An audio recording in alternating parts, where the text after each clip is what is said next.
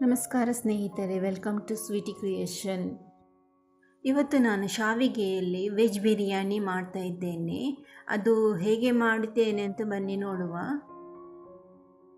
ಇದು ತುಂಬ ಈಸಿ, ನೀವು ಬೇಗನೆ ಮಾಡಬಹುದು. ಅದನ್ನು ಹೇಗೆ ಮಾಡೋದೆಂದು ನೋಡುವ.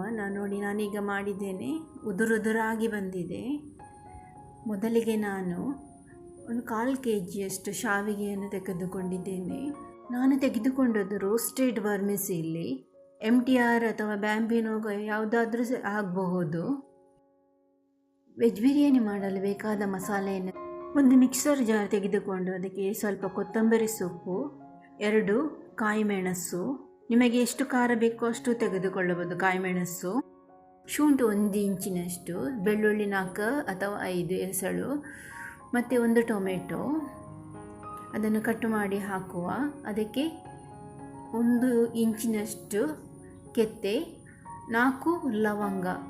ಇದಕ್ಕೆ ಸ್ವಲ್ಪ ನೀರು ಸೇರಿಸಿ ಇದನ್ನು ನುಣ್ಣಗೆ ರುಬ್ಬಬೇಕು. ರುಬ್ಬಿದ ಮಿಶ್ರಣವನ್ನು ಸಪ್ರೇಟ್ ಇಟ್ಟುಕೊಳ್ಳುವ.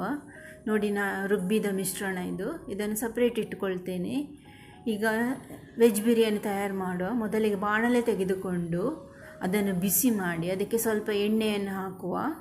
1-2 ಟೇಬಲ್ನಷ್ಟು ಎಣ್ಣೆ ತೆಗೆದುಕೊಂಡು ಅದಕ್ಕೆ ಸ್ಲೈಸ್ ಮಾಡಿದ್ದ ಈರುಳ್ಳಿಯನ್ನು ಹಾಕ್ತಾ ಇದ್ದೇನೆ. ಅದನ್ನು ಕಂದು ಬಣ್ಣ ಬರುವ ತನಕ ಫ್ರೈ ಮಾಡಬೇಕು. ಫ್ರೈ ಮಾಡುವಾಗ ಒಂಚೂರು ಉಪ್ಪನ್ನು ಸೇರಿಸಿ, ಆಗ ಅದು ಬೇಗನೆ ಬ್ರೌನ್ ಕಲರ್ಗೆ ಬರುತ್ತದೆ. ಈಗ ಇದಕ್ಕೆ ನಾನು ಹಸಿ ಬಟಾಣಿ 1 ಕಪ್ಪಿನಷ್ಟು ಹಾಕ್ತಾ ಇದ್ದೇನೆ. ಮತ್ತು ಕ್ಯಾರೆಟನ್ನು ಹಾಕ್ತಾ ಇದ್ದೇನೆ, ತುಂಡು ಮಾಡಿದ ಕ್ಯಾರೆಟನ್ನು.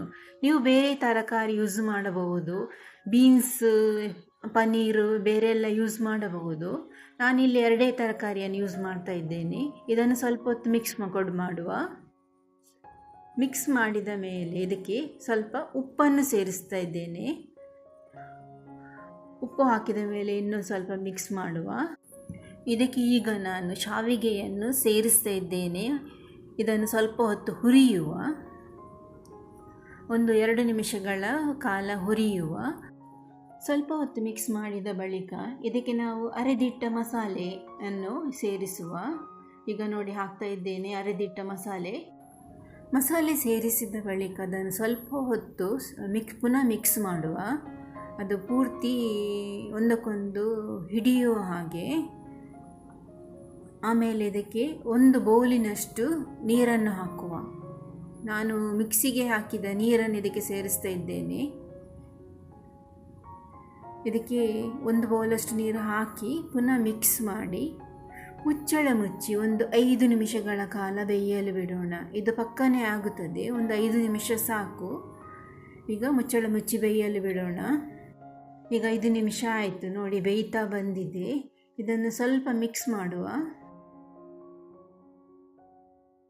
ಮಿಕ್ಸ್ ಮಾಡಿದ ಬಳಿಕ ಇದಕ್ಕೆ 1/2 ಚಮಚದಷ್ಟು ವಿನೆಗರನ್ನು ಸೇರಿಸ್ತಾ ಇದ್ದೇನೆ. ವಿನೆಗರ್ ಇಲ್ಲದಿದ್ದರೆ ಲಿಂಬೆ ರಸ ಕೂಡ ಆಗುತ್ತದೆ, ಅಥವಾ ಮೊಸರು ಕೂಡ ಸೇರಿಸಬಹುದು. ನಾನಿಲ್ಲಿ ವಿನೆಗರನ್ನು ಸೇರಿಸ್ತಾ ಇದ್ದೇನೆ. ಅದನ್ನು ವಿನೆಗರನ್ನು ಹಾಕಿದ ಬಳಿಕ ಸ್ವಲ್ಪ ಹೊತ್ತು ಮಿಕ್ಸ್ ಮಾಡುವ. ಈಗ ನೋಡಿ, ತಯಾರಾಗಿದೆ ನಮ್ಮ ವರ್ಮಿಸೆಲ್ಲಿ ವೆಜ್ ಬಿರಿಯಾನಿ. ಇದು ನೋಡಿ, ತುಂಬ ಉದುರುದುರಾಗಿ, ಟೇಸ್ಟ್ ಅಂತೂ ತುಂಬಾ ಸೂಪರ್. ಇದು ನೀವೊಮ್ಮೆ ಮನೆಯಲ್ಲಿ ಮಾಡಿ ಟ್ರೈ ಮಾಡಿ ನೋಡಿ, ಎಲ್ಲರಿಗೂ ಖುಷಿಯಾಗುತ್ತದೆ ಇದು. ಈ ವಿಡಿಯೋ ಇಷ್ಟ ಆದಲ್ಲಿ ಲೈಕ್ ಮಾಡಿ, ಸಬ್ಸ್ಕ್ರೈಬ್ ಮಾಡಿ. Thank you so much. ಇನ್ನೊಂದು ಹೊಸ ರೆಸಿಪಿಯೊಂದಿಗೆ ನಿಮ್ಮ ಮುಂದೆ ಬರುತ್ತೇನೆ. Thank you.